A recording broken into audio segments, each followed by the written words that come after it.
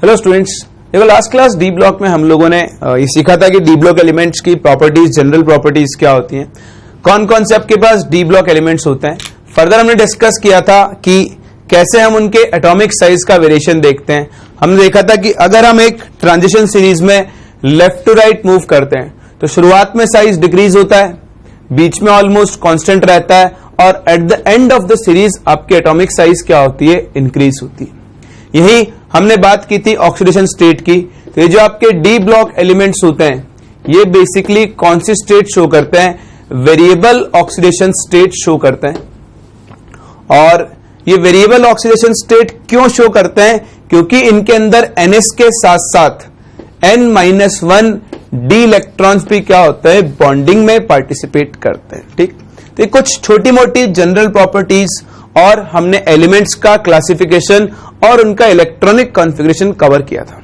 आज हम आगे बढ़ते हैं और सबसे पहले बात करते हैं कि हम क्यों डी ब्लॉक एलिमेंट्स को ट्रांजिशन एलिमेंट्स बोलते हैं और किन एलिमेंट्स को हम ट्रांजिशन एलिमेंट्स की कैटेगरी में काउंट नहीं करते।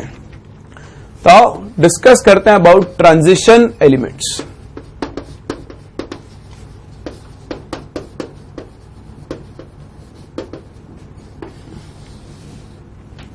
क्या होते हैं ट्रांजिशन एलिमेंट्स। देखो ये तो आपने देख लिया है कि डी ब्लॉक एलिमेंट्स जनरली एक से ज्यादा ऑक्सीडेशन स्टेट शो करते हैं। ठीक, तो हम ट्रांजिशन एलिमेंट्स को कैसे डिफाइन करते हैं।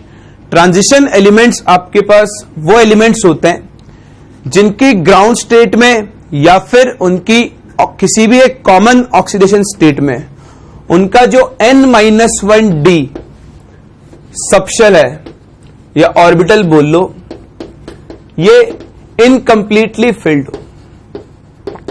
कैसा फिल्ड हो, इनकम्प्लीटली फिल्ड। फॉर एग्जाम्पल मैं आपसे बात करूं स्कैंडियम। स्कैंडियम का इलेक्ट्रॉनिक कॉन्फ़िगरेशन क्या होता है, ये होता है 3d1 4s2 होता है। तो यहां पे आप देखो स्कैंडियम 3d के अंदर 10 इलेक्ट्रॉन्स आ सकते हैं, लेकिन अभी कितना है, सिर्फ एक। बाकी सारे डी ऑर्बिटल इनकम्प्लीटली फिल्ड है। तो सिंस यहां पर आपका डी सबशेल या डी ऑर्बिटल इनकम्प्लीटली फिल्ड है तो आप स्कैंडियम को ट्रांजिशन एलिमेंट्स में काउंट करोगे। जैसे आप देखो आयरन, आयरन का कॉन्फ़िगरेशन क्या होता है, 3d6 4s2। तो यहां पर भी आप देखो 3d, आपका 3d सबशेल खाली पड़ा है, 1 2 3 4 5 6। क्या ये कंप्लीटली फिल्ड है, नहीं है। ये कैसा है, इनकम्प्लीटली फिल्ड है। तो यहां पर भी आपका डी सबशेल इनकम्प्लीटली फिल्ड है, इसलिए हम Fe को भी ट्रांजिशन एलिमेंट्स में काउंट करेंगे। और एग्जांपल देखो, जैसे कॉपर, कॉपर का इलेक्ट्रॉनिक कॉन्फ़िगरेशन क्या होता है, 3d10 4s1। तो अगर आप कॉपर के लिए 3d बनाओ तो देखो यहां पर 3d फुलफिल्ड हो चुका है। ठीक, लेकिन ये तो क्या है, कॉपर की ग्राउंड स्टेट है, ग्राउंड स्टेट। अगर हम इसकी एक्साइटेड स्टेट में चले या एक कॉमन ऑक्सीडेशन स्टेट में चले तो देखो कॉपर की दो कॉमन स्टेट्स होती है, एक +1 और एक +2। +1 में भी कॉपर कौन सी स्टेट में आएगा, 3d10। ये तो आप जानते ही हो, पहला इलेक्ट्रॉन कहां से निकलेगा, 4s से। तो यहां पर देखो, यहां पर भी ये फुलफिल्ड है। लेकिन अगर मैं Cu2+ बनाऊं तो Cu2+ में अगला इलेक्ट्रॉन कहां से निकलेगा, D से, और ये क्या बन जाएगा, 3d9। अगेन देखो ये कैसा है, इनकम्प्लीटली फिल्ड है। तो जरूरी नहीं है ग्राउंड स्टेट में ही इनकम्प्लीट डी ऑर्बिटल हो। किसी कॉमन ऑक्सीडेशन स्टेट में भी अगर इसके पास इनकम्प्लीटली फिल्ड डी ऑर्बिटल है तो इसको हम ट्रांजिशन एलिमेंट्स में काउंट करेंगे। यानी कॉपर भी आपका ट्रांजिशन एलिमेंट है क्योंकि इसकी +2 स्टेट में इसके पास इनकम्प्लीट डी ऑर्बिटल है। वहीं अगर मैं आपके सामने एग्जांपल लूं जिंक, जिंक बताओ जिंक का कॉन्फ़िगरेशन क्या होता है, 3d10 4s2 होता है। जिंक की एक ही ऑक्सीडेशन स्टेट होती है +2, और +2 में भी जो दो इलेक्ट्रॉन निकलेंगे वो 4s से बाहर निकलेंगे। बताओ Zn2+ का कॉन्फ़िगरेशन क्या होगा, ये होगा 3d10 होगा ना। अब बताओ क्या ये डी सबशेल इनकम्प्लीटली फिल्ड है, बिल्कुल नहीं, ये तो कैसा है आपका फुल फिल्ड है। तो जिंक के पास चाहे आप ग्राउंड स्टेट में जाओ या फिर आप इसकी एक ऑक्सीडेशन स्टेट में जाओ, दोनों ही केस में इसका डी सबशेल कैसा है, कंप्लीटली फिल्ड है। तो ऐसे एलिमेंट्स जिनका डी सबशेल कंप्लीटली फिल्ड हो, चाहे ग्राउंड स्टेट में या किसी ऑक्सीडेशन स्टेट में, उनको हम ट्रांजिशन एलिमेंट्स में काउंट नहीं करेंगे। तो स्कैंडियम, आयरन, कॉपर ये सब ट्रांजिशन एलिमेंट्स हैं, लेकिन जिंक ट्रांजिशन एलिमेंट नहीं है। क्यों? क्योंकि इसका डी सबशेल कैसा होता है, इनकम्प्लीटली फिल्ड। तो इस तरह से हम डिफाइन करते हैं ट्रांजिशन एलिमेंट्स को। आओ डेफिनेशन लिखते हैं कि क्या होते हैं आपके ट्रांजिशन एलिमेंट्स।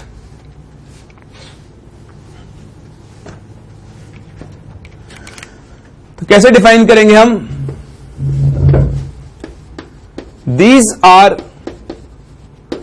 एलिमेंट्स, रादर बोलो these are the D block elements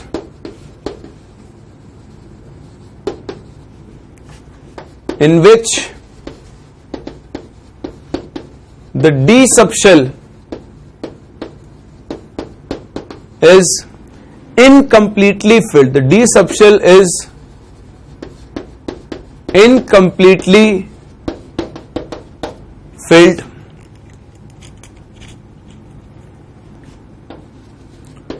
in their ground state or in their common oxidation state.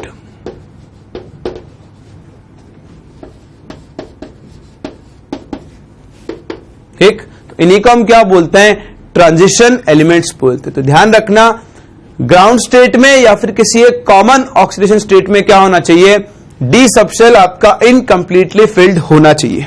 और एक और बहुत इंपॉर्टेंट चीज जो आपको यहां पे याद रखनी है, zinc, cadmium and mercury are not transition elements. ठीक है, तो आप ध्यान रखना, हम जिंक, कैडमियम और मर्करी को ट्रांजिशन एलिमेंट्स में इंक्लूड नहीं करेंगे। क्यों? क्योंकि इन तीनों में डी सबशेल कैसा रहता है, हमेशा फुलफिल्ड रहता है, चाहे आप ग्राउंड स्टेट में बात करो, चाहे आप कॉमन ऑक्सीडेशन स्टेट में बात करो। तो ये बहुत इंपॉर्टेंट है। Zinc, cadmium, mercury transition elements नहीं है और ये ट्रांजिशन एलिमेंट्स की जैसी प्रॉपर्टीज भी शो नहीं करते। आप आगे चलकर देखोगे इनका बिहेवियर बाकी ट्रांजिशन एलिमेंट्स से क्या होता है, डिफरेंट होता है। तो डेफिनेशन याद रखना।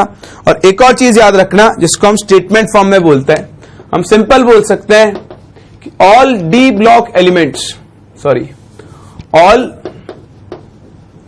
Transition elements R D block elements, है ना। But all D block elements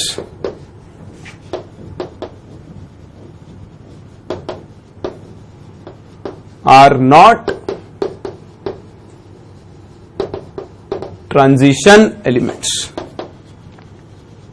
ठीक है, तो आपका जिंक, कैडमियम, मर्करी ये डी ब्लॉक एलिमेंट्स तो हैं, लेकिन ये ट्रांजिशन एलिमेंट्स नहीं है। तो इसलिए ध्यान रखना, सारे transition elements D block elements होते हैं, लेकिन सारे D block elements transition elements नहीं होते हैं। ठीक है, तो ये हुई अपनी बात कि क्या होते हैं ट्रांजिशन एलिमेंट्स।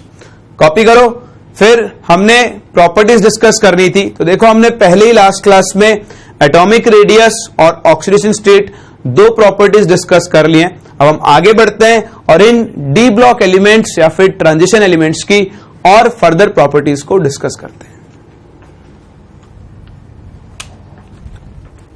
तो शुरू करते हैं अपनी अगली प्रॉपर्टी के साथ, दैट इज ये अपनी थर्ड प्रॉपर्टी है। ठीक है, पहला तो अपना हो गया था एटॉमिक रेडियाई का ट्रेंड जो हम लोग डिस्कस कर चुके हैं, है ना। दूसरी थी आपकी आयनाइजेशन एनर्जी या ऑक्सीडेशन स्टेट ले लो।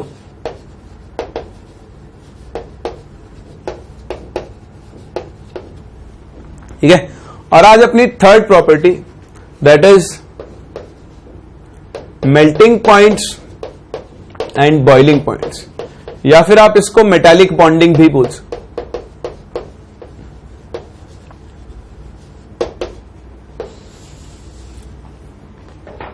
देखो, अगर हम डी ब्लॉक मेटल्स के मेल्टिंग पॉइंट्स और बॉइलिंग पॉइंट्स को कंपेयर करें तो इनके मेल्टिंग पॉइंट्स और boiling points S block metal से ज्यादा होते हैं। जहां एस ब्लॉक मेटल सॉफ्ट होती है उनके मेल्टिंग पॉइंट, बॉइलिंग पॉइंट कम होते हैं, वहीं पर डी ब्लॉक मेटल्स बहुत हार्ड होती हैं, ब्रिटल होती हैं, डक्टाइल होती हैं और इनके मेल्टिंग पॉइंट्स और बॉइलिंग पॉइंट क्या होते हैं, बहुत ज्यादा। इन सबके पीछे सिर्फ एक ही रीजन है, that is metallic bonding. D block metals में जो मेटालिक बॉन्डिंग होती है वो एस ब्लॉक मेटल से ज्यादा स्ट्रांग होती है। तो सबसे पहली चीज जो आपको यहां पे ध्यान रखनी है, that is metallic bonding of these D block metals, या rather बोलो transition metals, is much stronger than metallic bonding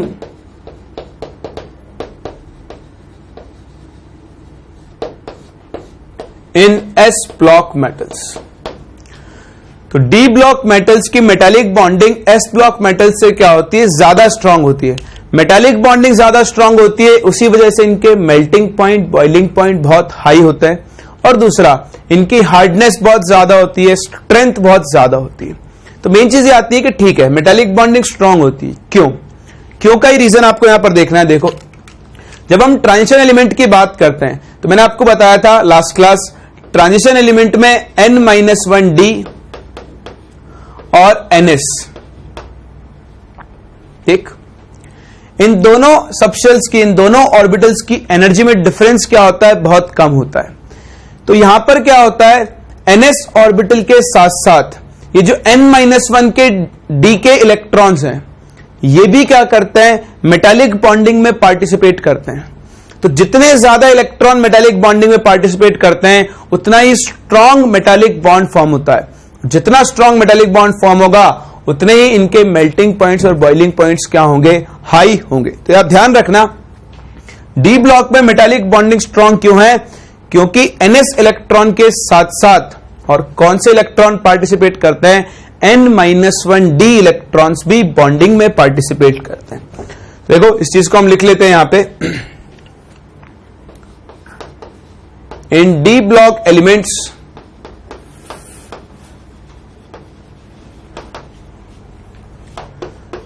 the N-1D electrons, N-1D electrons participate in metallic bonding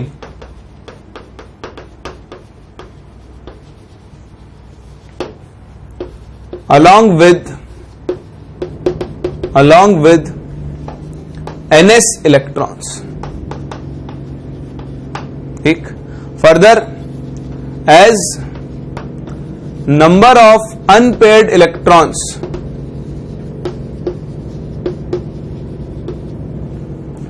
increases,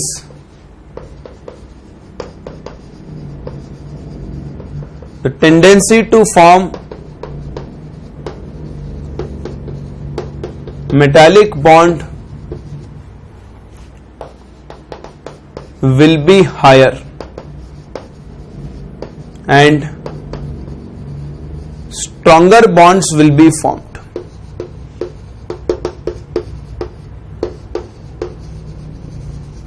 तो ये चीज आप ध्यान रखना, ये रीजन है कि क्यों डी ब्लॉक मेटल्स के अंदर मेटालिक बॉन्डिंग क्या होती है, ज्यादा स्ट्रांग होती है।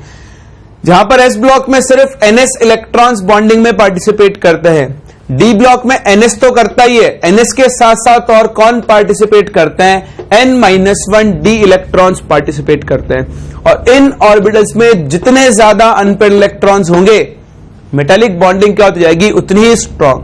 तो अगर मैं कंपेयर करूं scandium, titanium, vanadium, chromium, manganese, Fe, cobalt, nickel, copper, zinc, तो यहां पर स्कैंडियम का, क्रोमियम का मेल्टिंग पॉइंट क्या होता है, सबसे ज्यादा होता है। क्यों होता है, क्योंकि देखो आप स्कैंडियम में 3d1 4s2 एक unpaired electron, titanium 3d2 2 unpaired electron, vanadium 3d3 3 unpaired electron, chromium 3d5 4s1 maximum 6 unpaired electron. तो सिंस यहां पर क्रोमियम के पास सबसे ज्यादा अनपेड इलेक्ट्रॉन है, तो इसके अंदर मेटालिक बॉन्डिंग क्या होगी, सबसे ज्यादा स्ट्रांग होगी। और इन सारे मेटल्स में से हाईएस्ट मेटालिक पॉइंट किसका होगा, क्रोमियम का होगा। तो आप ध्यान रखना, अगर कभी आपको यहां पर मेटालिक बॉन्ड की स्ट्रेंथ कंपेयर करनी पड़े तो आप कहां से करोगे, जिसके पास सबसे ज्यादा अनपेड इलेक्ट्रॉन्स होंगे उनके मेल्टिंग पॉइंट और बॉइलिंग पॉइंट क्या होते हैं, ज्यादा होते हैं। एक चीज जो आप यहां से बोल सकते हो। इसीलिए due to this strong metallic bonding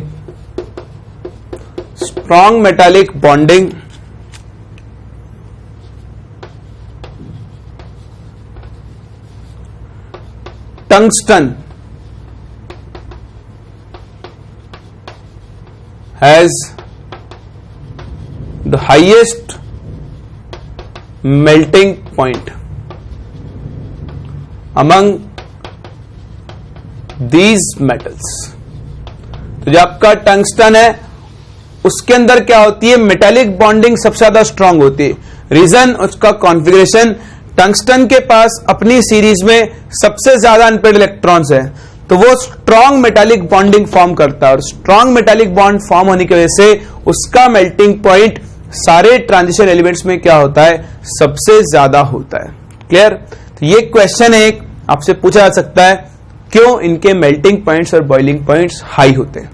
इसके अलावा एक और चीज होती है जो आप स्ट्रॉन्ग मेटालिक बॉन्डिंग से ही एक्सप्लेन कर सकते हो, that is called enthalpy of atomization.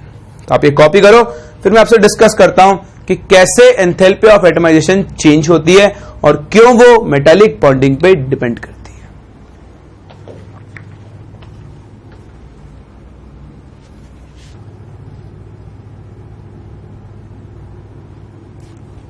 तो मेटालिक बॉन्डिंग के बेसिस पर ही आप एक और टर्म डिफाइन कर सकते हो, यहां पे डिस्कस कर सकते हो, that is called enthalpy of atomization.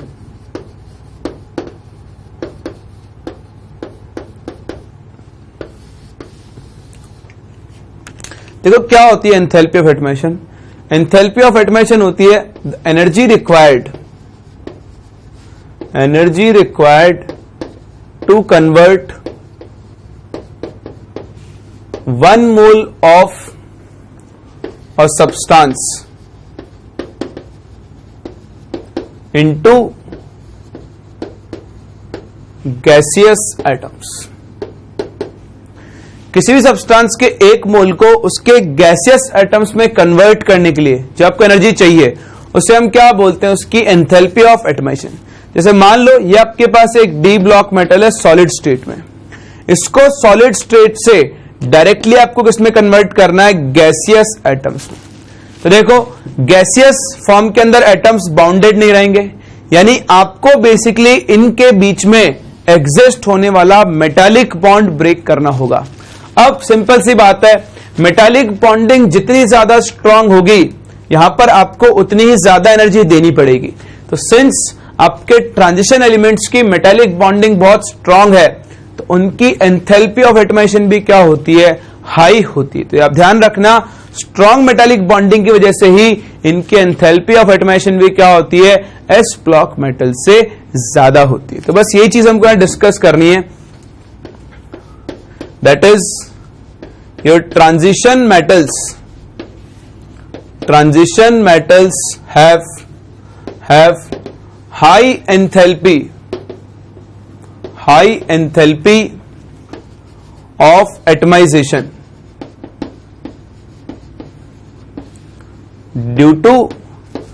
due to strong metallic bonding। ठीक है, तो ये अपनी थर्ड और बहुत important property that is metallic bonding, और मेटालिक बॉन्डिंग के बेसिस पर हम इनकी melting point, boiling point, enthalpy of atomization, physical state, ductility, brittleness, इन सारी चीजों को एक्सप्लेन कर सकते हैं। चलो, मेटालिक बॉन्डिंग के बाद हमारी जो अगली प्रॉपर्टी है that is stability of higher oxidation states. यहां पर क्या है, जैसा आप लोगों ने लास्ट क्लास देखा था, कुछ कुछ एलिमेंट्स बहुत हाई ऑक्सीडेशन स्टेट भी शो करते हैं, जैसे आपका मैंगनीज, ठीक। तो fourth property is stability of higher oxidation states.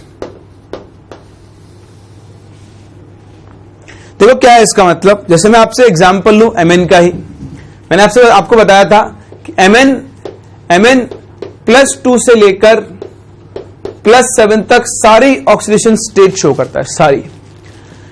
लेकिन अगर आप इनके कंपाउंड ऑब्जर्व करो तो आपको एमएन के हायर ऑक्सीडेशन स्टेट में जो कंपाउंड मिलेंगे वो या तो ऑक्सीजन के साथ मिलेंगे या फिर फ्लोरीन के साथ मिलेंगे। जैसे MnO4-, जैसे Mn2O7, जैसे MnF4। तो यहां पे आप देखो Mn +7 स्टेट में है, यहां पर भी +7 स्टेट में है, यहां पर Mn +4 स्टेट में है। Mn क्या, इनमें से कोई भी कंपाउंड, जैसे क्रोमियम की बात करूं CrO4-, क्रोमियम यहां पर +6 स्टेट में है ना। तो होता क्या है कि जब भी इन डी ब्लॉक मेटल्स के अंदर से कोई भी हायर ऑक्सीडेशन स्टेट शो करेगा तो वो सिर्फ और सिर्फ दो ही एलिमेंट्स के साथ शो कर सकता है, एक फ्लोरीन और दूसरा ऑक्सीजन। फ्लोरीन और ऑक्सीजन में भी आपको दिखाई दे रहा है ऑक्सीजन के साथ हायर स्टेट की स्टेबिलिटी क्या होती है, ज्यादा होती है। Mn का आपको फ्लोरीन के साथ ऐसा कोई कंपाउंड नहीं मिलेगा जिसमें वो +7 स्टेट शो करता हो, हमेशा किसके साथ मिलेगा, ऑक्सीजन के साथ मिलेगा। तो ऐसा क्यों होता है, देखो पहली चीज तो ये हायर स्टेट सिर्फ ऑक्सीजन और फ्लोरीन के साथ इसलिए शो करते हैं क्योंकि ऑक्सीजन और फ्लोरीन की इलेक्ट्रोनेगेटिविटी क्या होती है, हाई। जहां पर फ्लोरीन मोस्ट इलेक्ट्रोनेगेटिव है उसके बाद कौन आता है, ऑक्सीजन। फिर अगर ऑक्सीजन की इलेक्ट्रोनेगेटिविटी फ्लोरीन से कम है तो फिर यह ज्यादा स्टेबिलाईज क्यों कर रहा है हायर स्टेट को।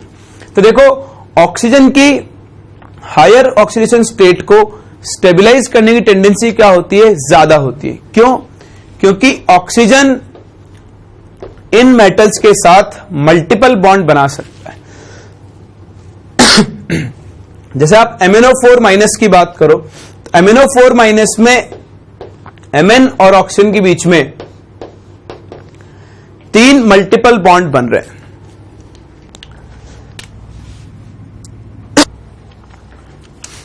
सॉरी तो देखो Mn और ऑक्सीजन के बीच में यहां पर क्या हो रहा है, कुछ मल्टीपल बॉन्ड्स फॉर्म हो रहे हैं।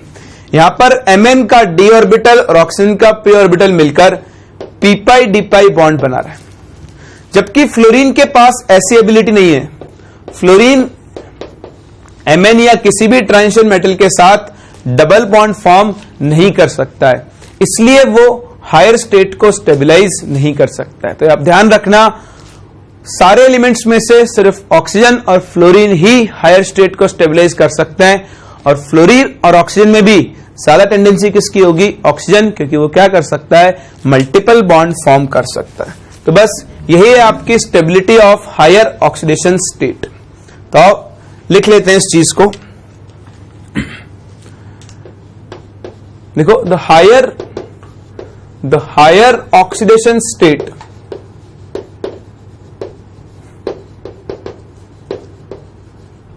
of transition elements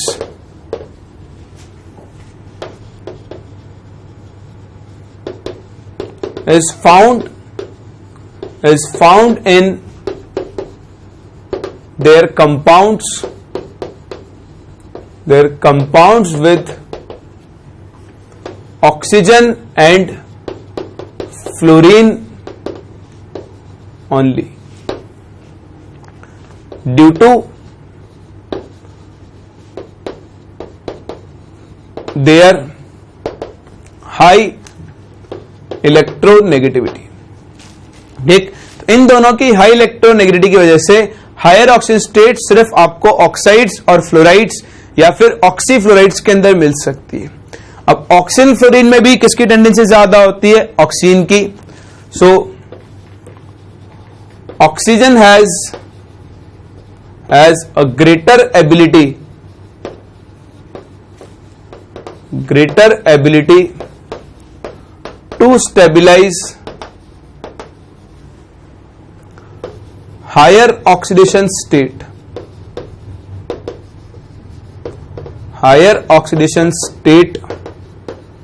as compared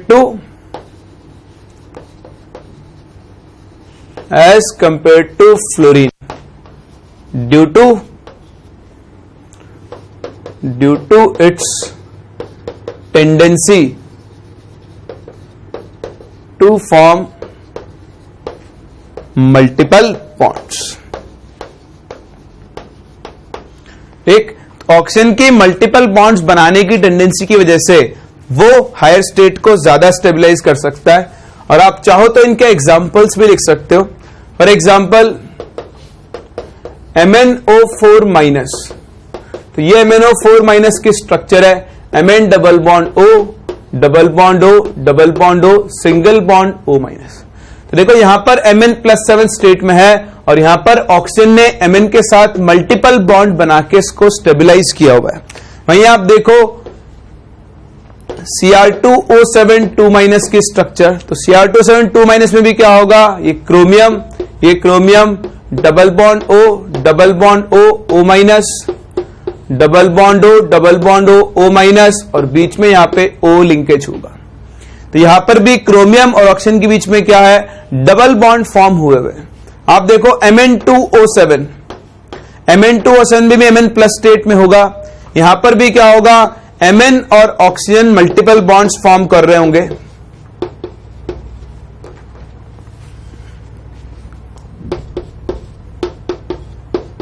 और ये दोनों Mn एक ऑक्सीजन के थ्रू अटैच्ड है. ये Mn2O7. हर जगह आप देखो एलिमेंट अपनी हाईएस्ट ऑक्सीडेशन स्टेट में है और यहां पर सिर्फ कौन प्रेजेंट है? ऑक्सीजन. यहां फ्लोरीन प्रेजेंट नहीं है क्योंकि फ्लोरीन मल्टीपल बॉन्ड फॉर्म नहीं कर सकता है. तो ये भी आपसे डायरेक्टली पूछा सकता है क्वेश्चन कि क्यों हायर ऑक्सीजन स्टेट के कंपाउंड सिर्फ ऑक्सीजन के साथ एग्जिस्ट करते हैं. तो अब आंसर क्या दोगे? एक, इसकी हाई इलेक्ट्रोनेगेटिविटी और दूसरा इसकी tendency to form multiple bonds. Clear? चलो, ये हुई अपनी फोर्थ प्रॉपर्टी. कॉपी करो, फिर मिलवाता हूं मैं आपको इनकी अगली प्रॉपर्टी से.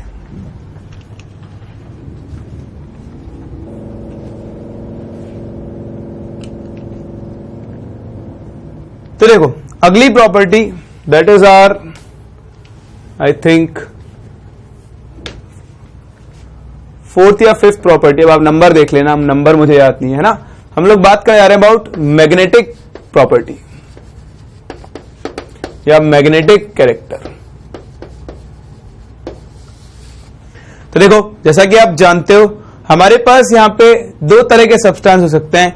एक पैरामैग्नेटिक और दूसरा डायमैग्नेटिक. ठीक, तो पैरामैग्नेटिक वो होता है जो मैग्नेटिक फील्ड से वीकली अट्रैक्टेड होते हैं और डायमैग्नेटिक वो होते हैं जो मैग्नेटिक फील्ड से अट्रैक्ट नहीं होते हैं. एक और क्लास होती है हमारे पास दैट इज फेरोमैग्नेटिक. फेरोमैग्नेटिक क्या होते हैं? जो परमानेंट मैग्नेट की तरह काम करते हैं. तो ये टर्म आपको फिजिक्स वाले सिखाते हैं कि फेरोमैग्नेटिक मटेरियल्स क्या होता है.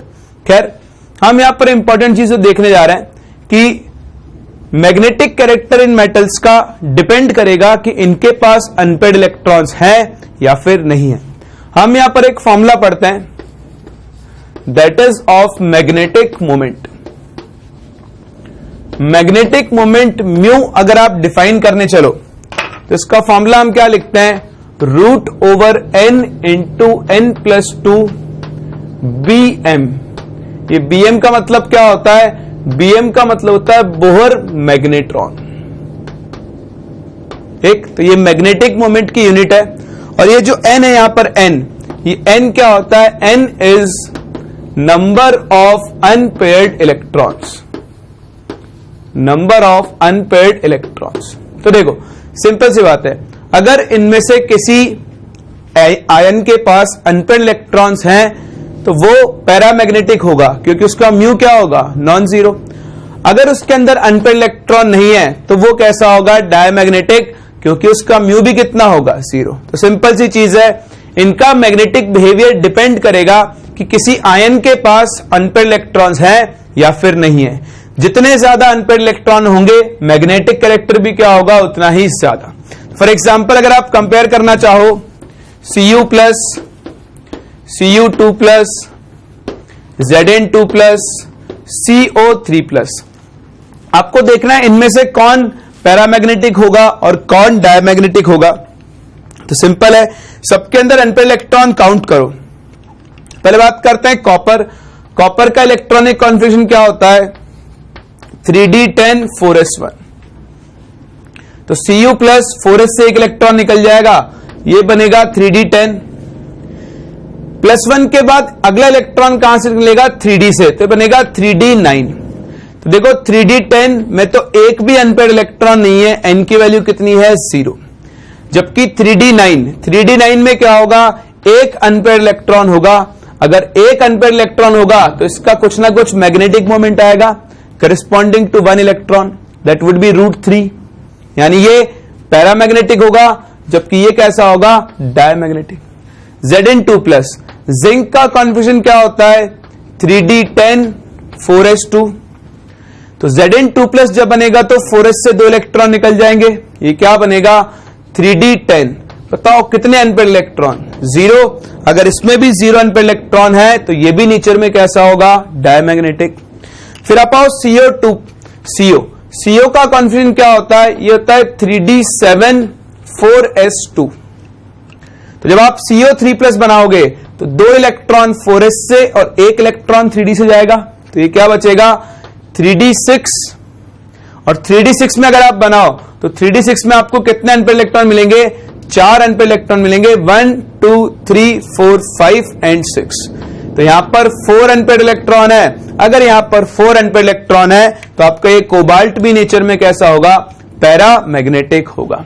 तो कई बार इससे रिलेटेड आपसे क्वेश्चन पूछता है कि इनमें से कौन सा आयन पैरामैग्नेटिक होगा या डायमैग्नेटिक होगा, या बोलता है इनको इनके मैग्नेटिक कैरेक्टर के ऑर्डर में अरेंज करो। तो बड़ी सिंपल सी बात है, जिसमें जितने ज्यादा अनपेयर्ड इलेक्ट्रॉन उसका पैरामैग्नेटिक बिहेवियर क्या होगा उतना ही ज्यादा। क्यों? क्योंकि उसका मैग्नेटिक मोमेंट भी क्या होगा उतना ही ज्यादा। तो अगर मैं इनको मैग्नेटिक कैरेक्टर के ऑर्डर में अरेंज करूं तो CO3 प्लस का मैग्नेटिक बिहेवियर सबसे ज्यादा होगा क्योंकि इसके पास सबसे ज्यादा अनपेयर्ड इलेक्ट्रॉन है। फिर कौन आएगा Cu2 प्लस, फिर कौन आएगा Cu प्लस और Zn2 प्लस, इनका मैग्नेटिक बिहेवियर सेम होगा। दोनों ही डायमैग्नेटिक है क्योंकि दोनों के पास अनपेयर्ड इलेक्ट्रॉन्स प्रेजेंट नहीं है। तो सिंपल सा कैरेक्टर मैग्नेटिक कैरेक्टर जो डिपेंड करता है नंबर ऑफ अनपेयर्ड इलेक्ट्रॉन्स पे। ठीक, इसके बाद एक और बहुत important property that is colour. आप लोगों ने देखा होगा कि जनरली जितने भी कलर्ड कंपाउंड्स होते हैं उनमें से most of the compounds belong करते हैं डी ब्लॉक मेटल्स से। तो डी ब्लॉक मेटल्स की एक बहुत इंपॉर्टेंट प्रॉपर्टी होती है कि इनके बहुत सारे कंपाउंड्स कलर्ड होते हैं। तो आओ डिस्कस करते हैं क्यों इनके कंपाउंड्स कलर्ड होते हैं और क्या रीजन है कलर के पीछे।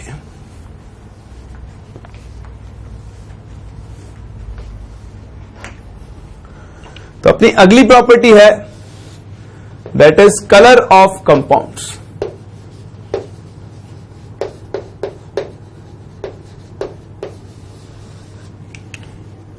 ठीक, सबसे पहली चीज जो हमें लिख सकते हैं that is most of the D block element compounds are colored and that is due to D transition।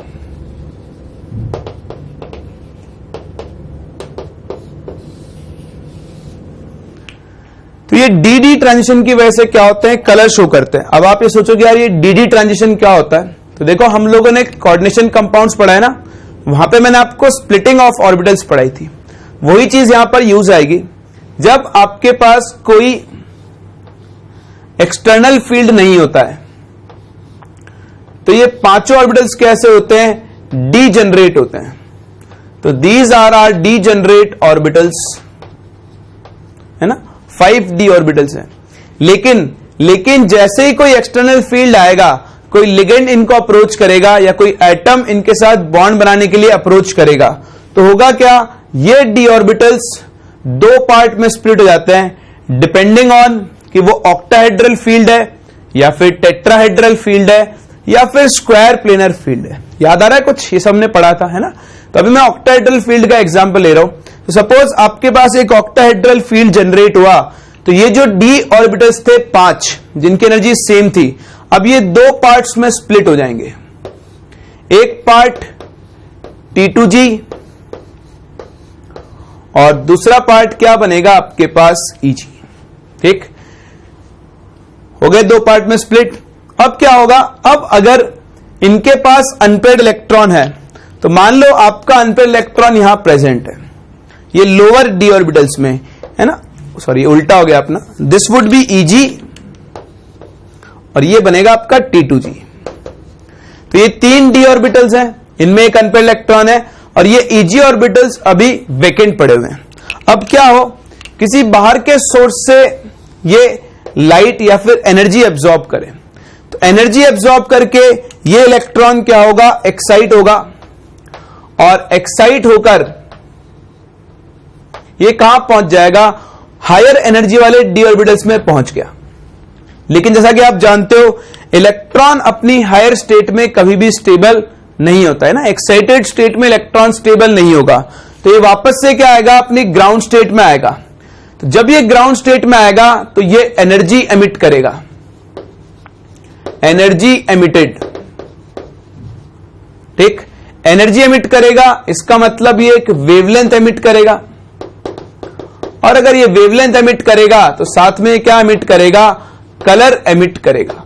तो वापस आने में इसने जो वेवलेंथ एमिट की, अगर वो विजिबल रीजन क्या होता है, विजिबल रीजन इज 4000 से लेकर 7000 एंगस्ट्रॉम।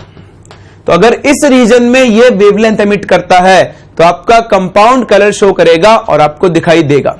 अगर वेवलेंथ इस रीजन के बाहर है तो फिर हम कलर को ऑब्जर्व नहीं कर सकते हैं। तो ये जो ट्रांजिशन हो रहा है ना, एनर्जी लेकर ऊपर जा रहा है और वापस नीचे आ रहा है, इसी को हम क्या बोलते हैं, डी ट्रांजिशन। ये भी डी ऑर्बिटल, ये भी डी ऑर्बिटल्स, तो दो डी ऑर्बिटल्स के बीच में क्या हो रहा है, इलेक्ट्रॉन का ट्रांजिशन हो रहा है, इसीलिए हम क्या बोलते हैं, इसको डी ट्रांजिशन बोलते हैं। तो ध्यान रखना, most of the D block elements इसी डी ट्रांजिशन की वजह से क्या करते हैं, कलर शो करते हैं। ठीक, तो यह बनाना शुरू करो, देखो simple.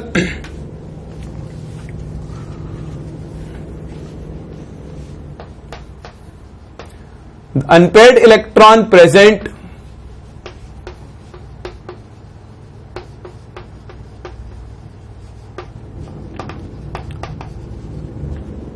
in the T2g orbitals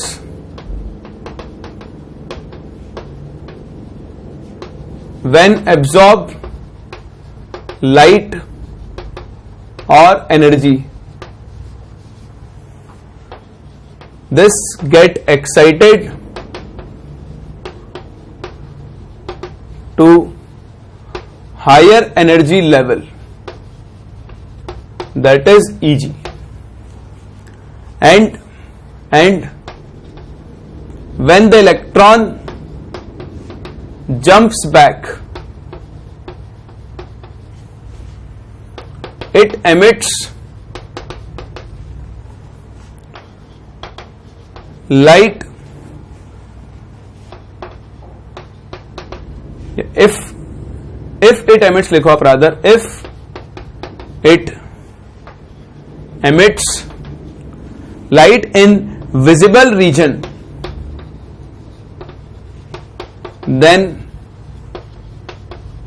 color is observed. ठीक, तो जब ये वापस आते टाइम लाइट एमिट करेगा, वो लाइट अगर विजिबल रीजन में लाइक करती है तो आपको इस कंपाउंड का कलर दिखाई देगा, और ये जो ट्रांजिशन हो रहा है इसी को हम क्या बोलते हैं, डी ट्रांजिशन। सो दिस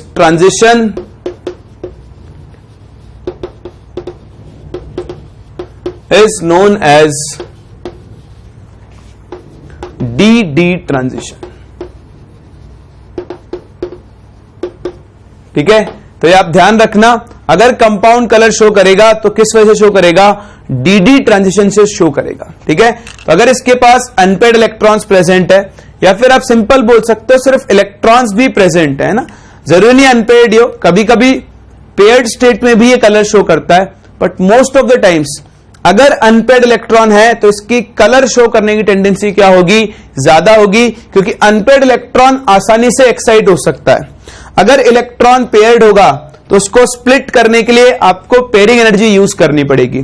तो अनपेड इलेक्ट्रॉन है तो आसानी से एक्साइट होकर कहां चला जाएगा, ऊपर, और कंपाउंड कलर शो कर देगा। तो जनरल क्राइटेरिया आप बोल सकते हो कि जनरली जिन डी ब्लॉक एलिमेंट्स के पास अनपेड इलेक्ट्रॉन है वो डी ट्रांजिशन की वजह से कलर शो करते हैं। ये तो बात है कलर क्यों शो करते हैं। आप ये भी बता सकते हो कि वो कौन सा कलर शो कर सकते हैं, कैसे, एक बार कॉपी करो फिर मैं आपको बताता हूं कि कैसे हम बता सकते हैं। रफ आइडिया लगा सकते हैं ना, एग्जैक्ट नहीं बता सकते, बट हाँ हम रफ आइडिया लगा सकते हैं जो हमसे कई बार एग्जाम में पूछे जाते हैं। कॉपी करो, बताता हूं आपको।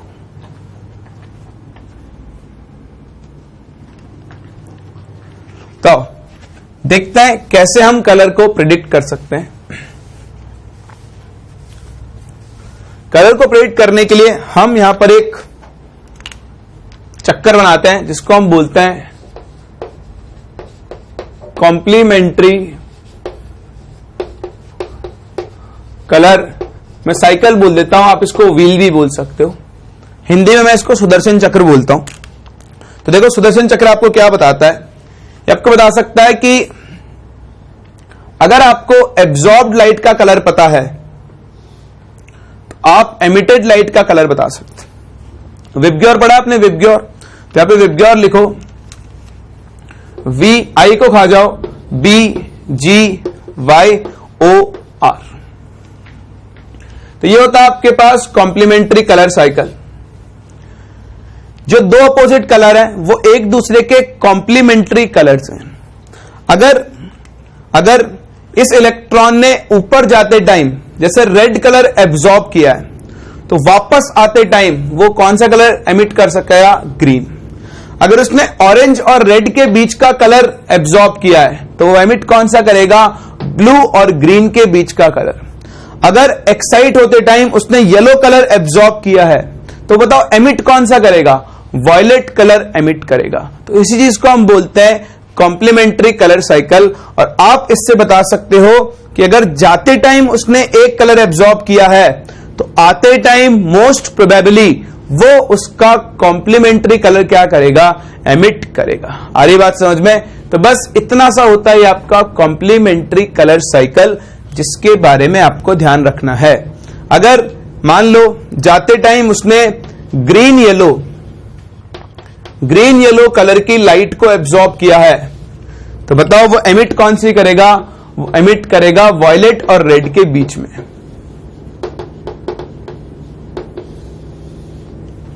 ठीक, फिर से मैं आपको बता दूं, ये आपको एग्जैक्ट कलर नहीं बता सकता, ये सिर्फ आपको कलर का आइडिया दे सकता है।